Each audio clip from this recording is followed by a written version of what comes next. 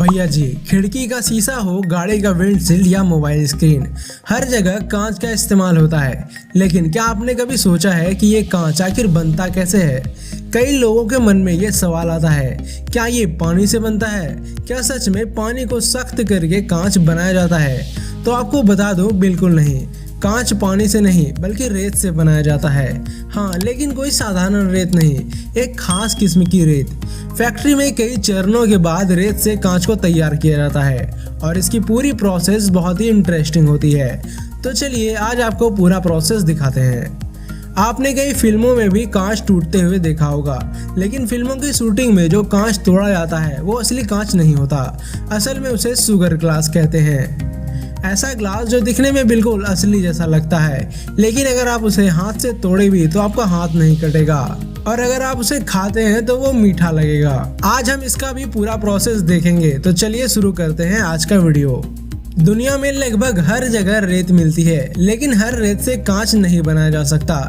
Factory में खास तरह की रेत चुनी जाती है जिसमें लोहे की मात्रा बहुत कम होती है, क्योंकि अगर रेत में लोहा हो तो कांच हरा या भूरा हो जाता है। एकदम ट्रांसपेरेंट कांच बनाने के लिए लोहे की मौजूदगी को जितना हो सके कम किया जाता है, इसलिए रेत को खास मशीन से साफ किया जाता है। बड़ी मशीनें पानी से धोकर मिट्टी, गंदगी और लोहे के छोटे छोटे कण निकाल देती है। साफ होने के बाद जो सिलिका सैंड बचता है वही कांच का मुख्य सामग्री होता है। अब रेत के साथ और भी कुछ चीजें मिलाई जाती है।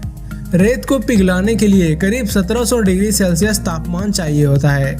इतना तापमान पाने का खर्च बहुत महंगा और समय लेने वाला होता है, इसलिए फैक्ट्री में इसमें मिलाया जाता है सोडा ऐश, जिससे रेत सिर्फ 1200 डिग्री सेल्सियस पर ही पिघल जाती है।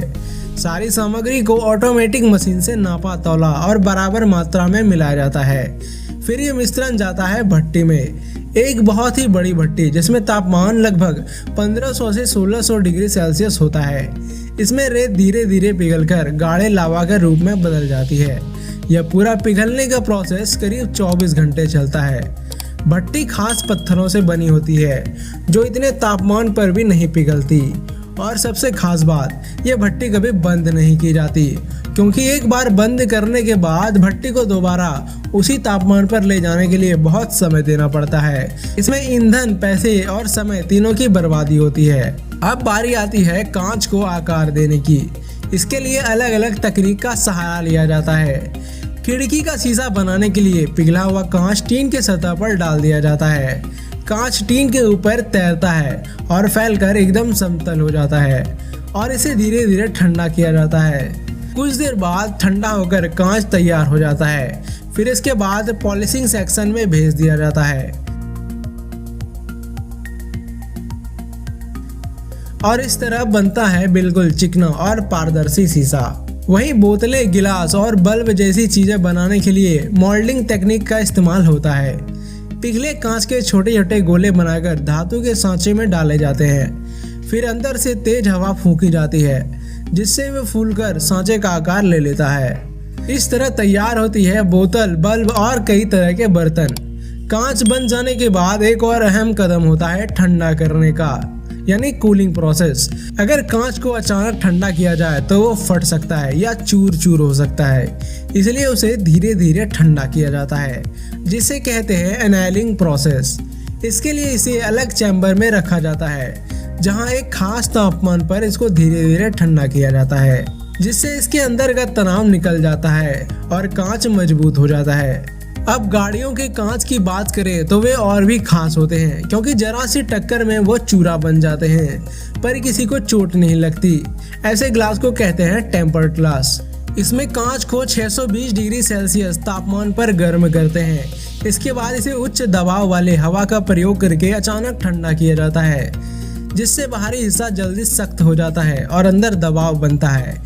इससे कांच 4 से 5 गुना मजबूत हो जाता है। टूटने पर यह धारदार नहीं बल्कि छोटे छोटे टुकड़ों में बिखर जाता है, जो ज़्यादा सुरक्षित होता है और किसी दुर्घटना में कांच टूटने के कारण यह आम जन को कम नुकसान पहुंचाता है।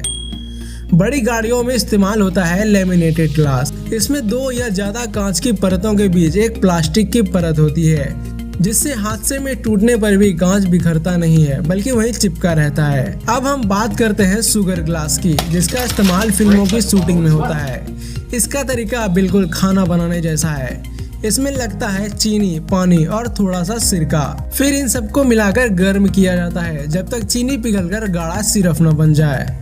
जब ये सिरप पारदर्शी और चिपचिपा हो जाता है तब उसे सांचे में डालकर ठंडा किया जाता है। कुछ ही देर में वो जमकर कांच जैसा पारदर्शी और सख्त बन जाता है। रंग मिलाकर इसे हरा, भूरा या किसी और शेड में बनाया जा सकता है। शुगर ग्लास दिखने में असली कांच जैसा लगता है, लेकिन टूटने पर इसमें धार नहीं होता, इसलिए शूटिंग के वक्त ये एकदम सेफ और सुरक्षित रहता है। और जब फिल्मों में कांच को टूटते हुए दिखाया जाता है तो वो बहुत ही शानदार दिखता है। लेकिन इसमें एक दिक्कत है, ये गर्मी में जल्दी पिघल जाता है, इसलिए फिल्म सेट पर इसे खास तरीके से संभाल कर रखा जाता है। और अब सबसे मजेदार बात, हालांकि हम कांच को सख्त मानते हैं, लेकिन वैज्ञानिक दृष्टि से ये एक एमोर्फस सॉलिड है, यानी यह ठोस और तरल के बीच की स्थिति होती है। इसी वजह से कांच इतना पारदर्शी और चिकना होता है। खैर, फिजिक्स की बात फिजिक्स वालों पर छोड़ते हैं, हम तो बस इतना जानते हैं कि कांच सच में कमाल की चीज है। तो भैया जी, आज आपने देख लिया रेत से लेकर शुगर ग्लास तक का प्रोसेस, कांच कितनी अलग अलग प्रक्रियाओं से बनता है। अगर आपको ये जानकारी पसंद आई हो तो वीडियो को लाइक कीजिए, चैनल को सब्सक्राइब कीजिए और कमेंट में हमें बताइए अगली वीडियो आप किस टॉपिक पर देखना चाहते हैं। अब आपको 2 वीडियो और दिख रही होगी, दोनों वीडियो बहुत ही अच्छी है। वीडियो पर क्लिक करके वीडियो को जरूर देख लेना। मिलते हैं अगली वीडियो में, धन्यवाद।